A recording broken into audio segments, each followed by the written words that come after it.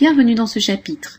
Nous allons y étudier les règles du savoir-vivre ou l'étiquette à une table de poker Texas Hold'em. Ce n'est pas parce que vous comptez ruiner vos adversaires que vous devez vous comporter comme un malpropre autour d'une table de poker. Ainsi, le poker connaît quelques règles de savoir-vivre qu'il est bon de maîtriser pour ne pas passer pour le dernier des rustres. Les premières règles concernent l'usage de la parole autour de la table. Tout d'abord, sachez que lorsque vient votre tour, vous devez parler en un temps limité, en général 30 secondes. Si votre temps de réflexion devient beaucoup trop long, le croupier peut considérer que vous vous retirez alors du coup. D'autre part, vous devez annoncer correctement vos enchères. Vous vous rappelez, vous devez toujours annoncer le montant total de l'enchère et non pas ce que vous rajoutez à l'enchère précédente. Ainsi, sur une ouverture à 100, on dit « je relance à 400 » et non pas « je relance de 300 ». De plus, sachez que vous ne devez parler qu'à votre tour. Hors de question de jeter vos cartes avant que vous n'ayez la parole. Une telle attitude pourrait vous valoir une exclusion de la table.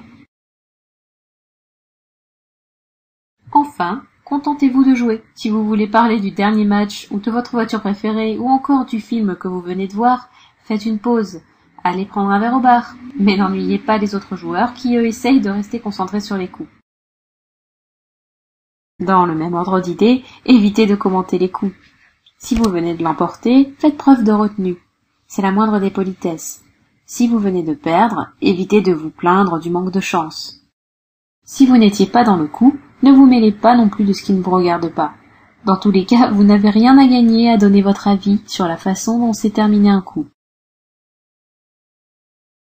Cette autre règle de savoir-vivre concerne vos cartes. Il est évident que vos cartes privatives doivent rester sur la table, bien en vue des autres joueurs. Pas question de les mettre dans votre poche. Vous ne voulez pas être accusé de tricherie, n'est-ce pas? Comme leur nom l'indique, vos cartes privatives vous sont réservées. Vous ne devez les montrer à un autre joueur sous aucun prétexte, et ce, même si vous ou le joueur à qui vous montrez vos cartes êtes déjà hors du coup. Lors de l'abattage, ne vous contentez pas de révéler une carte, et ce, même si cette seule carte vous donne le meilleur jeu.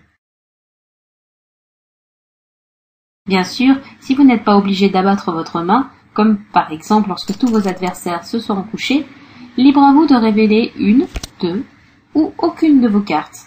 Comme on dit au poker, il faut payer pour voir. Nos règles de savoir-vivre suivantes concernent votre tapis.